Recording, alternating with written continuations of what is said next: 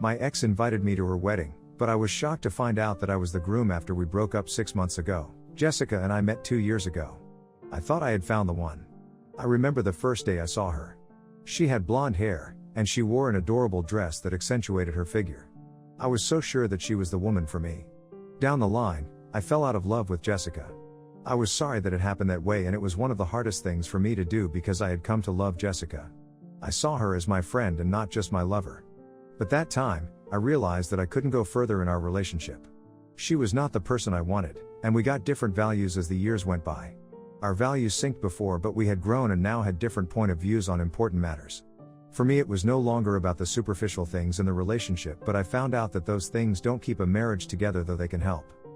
I couldn't see myself ending up with her, and it hurts even trying to let her know. I just had to break up with her, though it wasn't the easiest thing for me to do. I remember she cried and begged me and said how much she loved me. I loved her, as a person and as a great friend.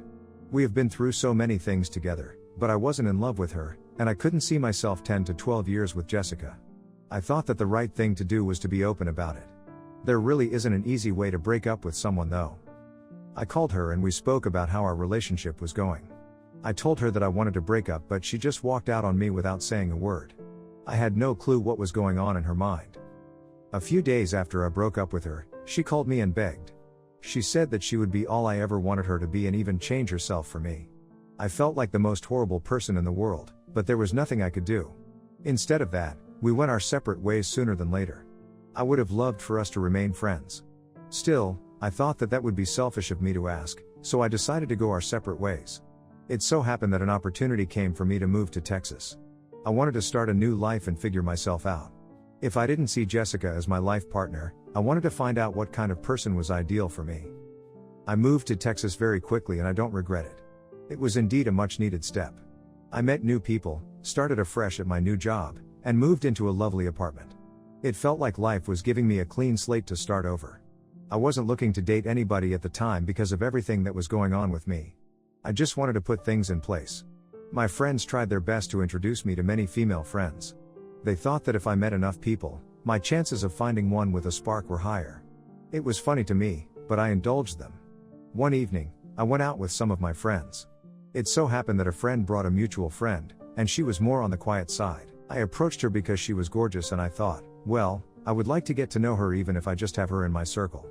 We had a lovely conversation. She was so intelligent, and I was attracted to how her mind worked.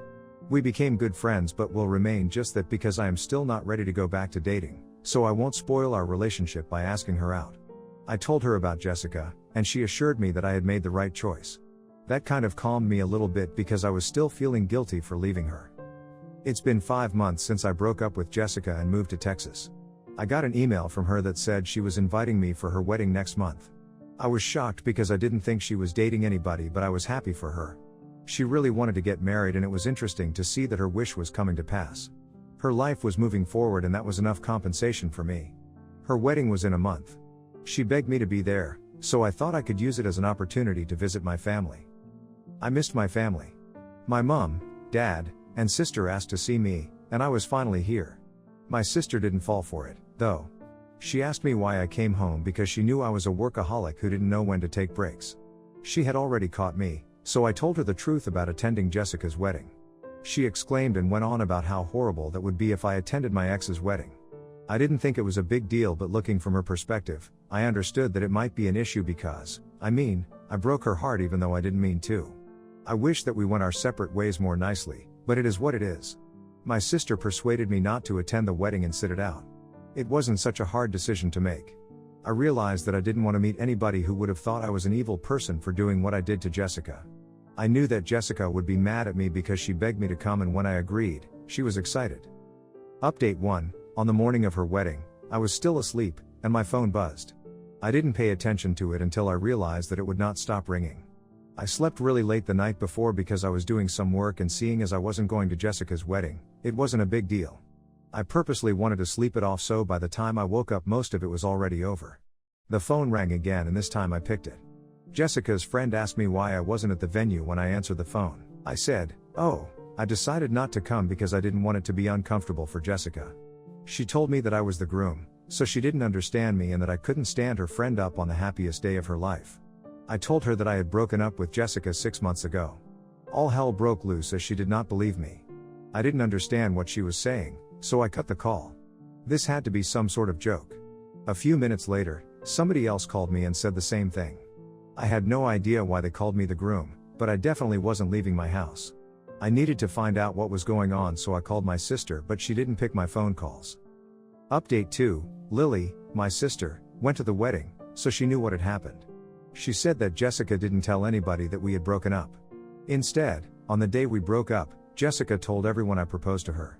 Still, I had to move to Texas in a hurry for some business, so I asked her to plan the wedding and I would be back in time for the wedding. That was the most ridiculous thing I had heard all year. She got everybody to believe her. It was easy for them because they didn't know that we broke up and we were this picture-perfect couple. What happened was that Jessica couldn't handle it. It was too traumatic, so it affected her mental health. Learning about this made me feel horrible. I wondered if I should have just stayed with her even though I wasn't happy. It was an embarrassing situation for my parents and hers. It's a state of chaos on every side, and I am in the middle of it. Had I known that Jessica was struggling, I would have done something about it. She invited me to her wedding like I was just a guest. I never got the impression that I was the groom at her wedding, so imagine my confusion. I have to fix this but don't know how to. Update 3, I spoke to Jessica's family members, explained everything that happened, and apologized for any inconveniences and pain that I may have caused her. Her parents were pretty understanding and they admitted that it was strange when Jessica told them that I proposed to her but she had to plan the wedding alone. She didn't let anyone question her, so they let it be. Since they knew that we had been together for the past 2 years. Her parents also apologized for the misunderstanding and insults I got when people thought I was standing her up at the altar. Jessica is scheduled for therapy. When I saw her, I didn't know how to act. I decided to leave for Texas and not come back for a while until she was better. It wouldn't help if I was around her. I still feel like I'm the cause of all of this, but I guess it is something that I would have to live with. I caused her so much pain, and I don't think it was worth it. I work in an office setting. Most of us were allowed to work remotely 2 years ago. My coworker Jill ended up moving from San Diego to Utah.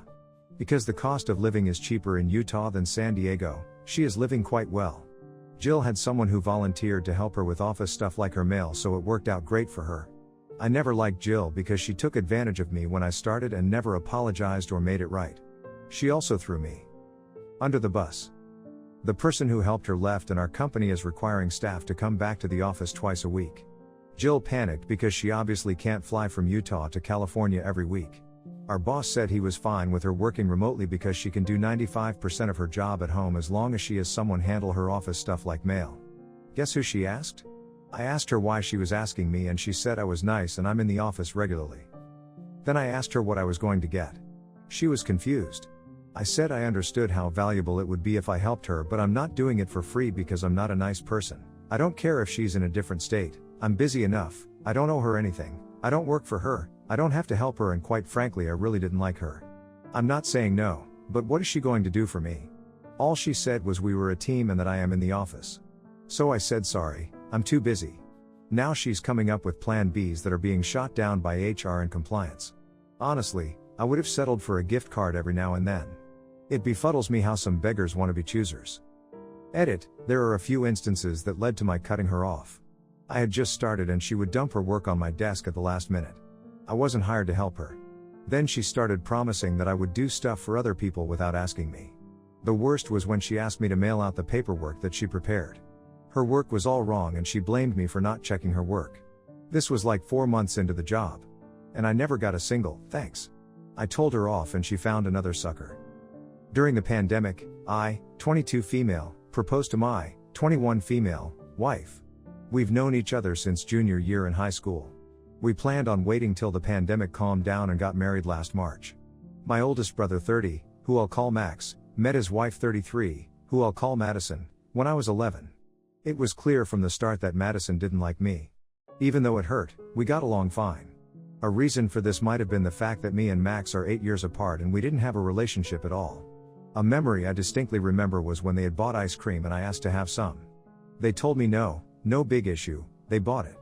But when my older brother, 26 at the time 16, I'll call Aaron, asked a few minutes after me, they said yes. I asked again and Madison told me no. They got engaged when I was 17, also the age I came out to everyone. Everyone still loved and accepted me. When they were handing out invitations to family and close friends to their wedding, I was the only one who didn't get one.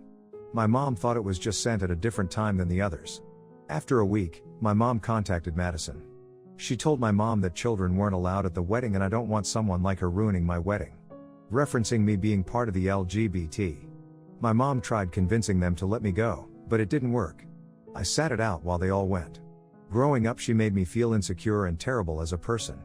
When I tried telling anyone about this, they brushed it off, telling me it was probably just her messing and playing around with me. While sending out invitations, I sent one to everyone but Madison. I didn't want her at my wedding. My wife asked me about her invitation and I replied that she wasn't going to get one. My wife sided with me, knowing what she had done, and didn't want her going to our wedding either. Invitations were sent and I immediately got a call from Madison asking about her invitation. I told her that she wasn't getting one because we felt uncomfortable with her attending. After that call, I got calls from everyone. When my mother called me and asked about it, I didn't lie and told her the truth. About growing up and how I wasn't even invited to her wedding. My mom called me a petty bitch and hung up. My family started backing out of my wedding, telling me that if Madison wasn't attending, they weren't either. As much as it hurt to know they weren't coming to my wedding, I still went on with my word. Aaron was the only one on my side to show up, and was the one to walk me down the aisle. My dad is mad at this, but he chose not to go. I've been getting called names ever since my wedding. Mostly a petty bitch and a backstabber to the family. I still don't understand how when I wasn't invited they still went, but now they all are calling me names and harassing me. Now I feel like I could have just avoided this whole situation if I just let Madison go. So am I the a-hole?